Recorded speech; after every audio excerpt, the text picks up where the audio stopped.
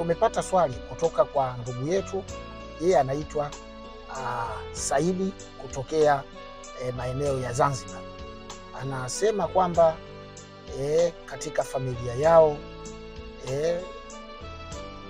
kuna shida ya presha, lakini anashangaa wengine wana presha na wengine hawana presha. Sasa anasema ni sababu ipi inayosababisha wengine kuwa na presha na wengine kutokuwa na presha? Hili ndio swali la Saidi kutokea maeneo ya Zanzibar. Asante ndugu yetu Saidi kutoka Zanzibar. Kwanza ni kufahamisha jambo moja, sio wengine wana presha na wengine hawana presha. Presha kila mtu anayo. Mimi ninayezungumza ninayo, wewe unayenisikiliza unayo, na wewe Saidi mwenyewe pia unayo. Hakuna mtu ambaye hana presha. Lakini presha inakuwa tatizo pale inapozidi au inapopungua. Kwa kawaida presha inatakiwa kuwa 120 chini ya 90. Hii wataalamu wanasema ndio normal pressure. Lakini inapokuwa tofauti na hiyo inakuwa abnormal. Ikiwa chini ya hiyo itakuwa ni pressure ya kushuka, na ikiwa juu ya hiyo itakuwa ni pressure ya kupanda. Lakini pressure kila mtu anayo na inatakiwa kuwa katika utaratibu huo.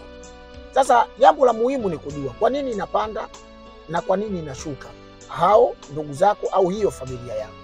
Ikiwa kila mtu kwenye familia yenu na familia yetu, na wewe unayenisikiliza familia yako, ikiwa kila mtu anayo pressure, sasa kwa nini kwa wengine inapanda na kwa wengine inashuka na kwa wengine iko pale pale?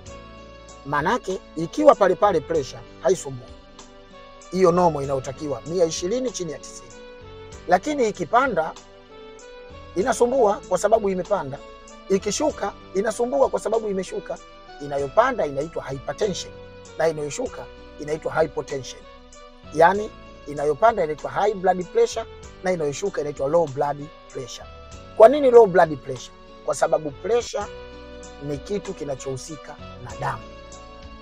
Kwa kawaida katika mwili kuna damu za namna mbili. Kuna damu safi, wanasema oxygenated blood, na kuna damu chafu, wanasema deoxygenated blood. Tunaposema damu chafu hatumaanishi kwamba ina matakataka. No, ni kwa sababu imebeba carbon dioxide. Na tunaposema damu safi tunamaanisha kwamba imebeba oxygen. Damu chafu ni ile iliyotoka kwenye viungo vyote vya mwili baada ya kuzunguka kwenda kufanya matumizi, kupeleka chakula na vitu vingine, viungo vyote vya mwili. Sasa inarudishwa katika moyo kwa ajili ya kwenda kusafishwa. Moyo kazi yake ni kusukuma damu.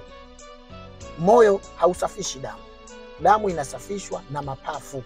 Sehemu moja katika mapafu kuna vifuko fulani vinaitwa alveolar sac. Hivi ndio vinavyotunza oksijeni kwa ajili ya kubadilisha damu, kuisafisha, kutoa carbon dioxide na kuingiza oksijeni. Sasa damu ikishapelekwa katika moyo inachukuliwa na ile mishipa ya vena cava na kupelekwa katika mapafu kwa ajili ya kusafishwa. Baada ya kusafishwa inarudishwa tena katika moyo, kwa sababu mapafu yanaweza kusafisha damu lakini hayawezi kusambaza damu. Inarudishwa tena katika moyo. Ikirudishwa katika moyo, hapa moyo unahitaji kusambaza damu katika mwili, imeshakuwa safi. Inachukuliwa na mishipa ya aorta ile na kusambazwa katika mwili kwa sababu ni damu safi. Sasa wakati damu imerudishwa katika moyo na mapafu, imechukuliwa na moyo, sasa inataka kusambazwa. Moyo unahitaji pressure ili uweze kuisambaza hii damu, lakini pressure unayohitaji ni 120 chini ya 90, ndio pressure unayohitaji. Ikizidi hapo ni tatizo, na ikipungua hapo ni tatizo. Moyo ukikosa pressure kwenye kusukuma damu, maana yake mtu huyu amekufa. Lakini pressure inayotakiwa ndio hiyo. Kwa hiyo ndugu Saidi, kila mtu pressure anayo, kwa sababu ukikosa pressure hakuna maisha. Lakini inashuka ndio tatizo, inapanda ndio tatizo.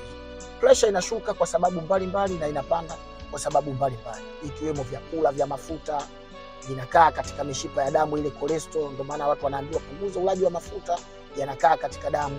yakikaa katika damu yanapunguza ile bomba. Ni kama vile mtu anayemwagia, ukipunguza bomba ule utokaji wa maji, ukibana maji yanaruka zaidi, ile pressure inaongezeka. Na pressure ndio hiyo pressure, tunaposema pressure ndio hiyo. Kwa hiyo mafuta yanaongeza pressure, na wakati mwingine moyo unatanuka.